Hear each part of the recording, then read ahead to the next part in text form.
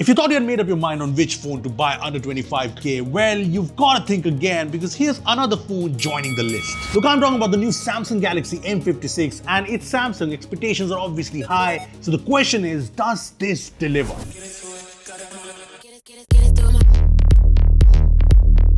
This is Rupesh, you're watching Sillycorns, and the subscribe button is just right there. Hit it already, and don't forget that cute little bell icon. And yeah, time to check out the new Galaxy M56. Oh, so this is the new Galaxy M56, and first of all, the big upgrade comes in the form of the design. If you ask me, the M56 looks clean and premium, and there's actually a number of changes. First, it's now available in this light green color, which I like, and it has this new camera island design that we've seen in recent Samsung phones, and there's these metallic rings to it, adding to the vibe. Another big upgrade to the design is that it's now got Gorilla Glass Victus Plus on both the front and the back, so better scratch and drop durability. Then there's the fact that Samsung has finally heard our press. Samsung has reduced the bezels here.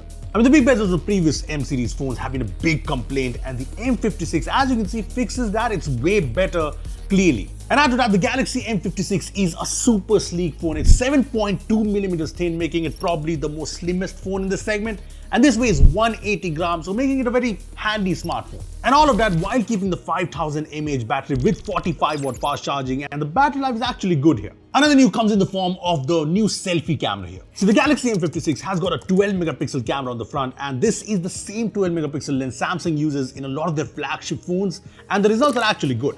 The selfies look sharp and nice with good all-around exposure every single time, and they're even good in low light. I mean, things are pretty sharp and clear, as you can see, and I think this is on par with the more premium A56, which is great. And the front camera here supports 4K video recording, and selfie videos look pretty nice and sharp with good colors. The rear cameras remain the same, a 50-megapixel primary camera with OIS, an 8-megapixel ultra-wide-angle lens, and a 2-megapixel macro lens. And talk about the primary camera, it takes good shots in daytime with nice colors, there's good dynamic range, and the details are also pretty good, but it's in the low light where this seems better. And this is supposed to have enhanced nitography, so low light photos are just a tad bit brighter and have lesser noise. Portraits are also said to be improved, and I actually did find the 2x portraits to be pretty good. The details on the face are good.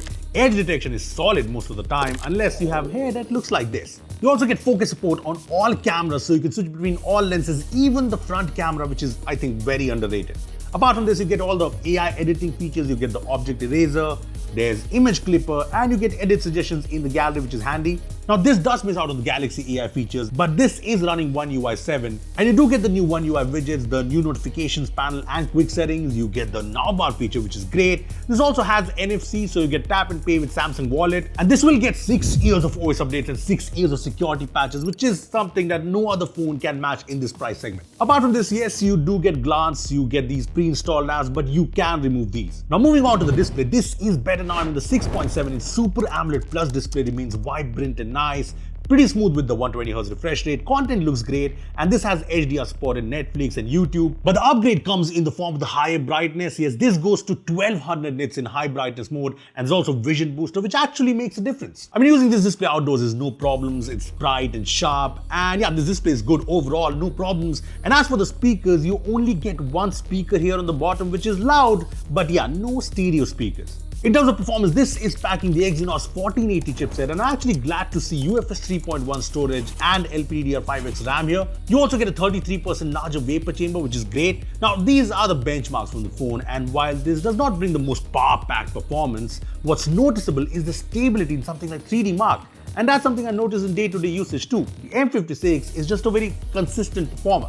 I mean, launching apps quickly or even multitasking works well.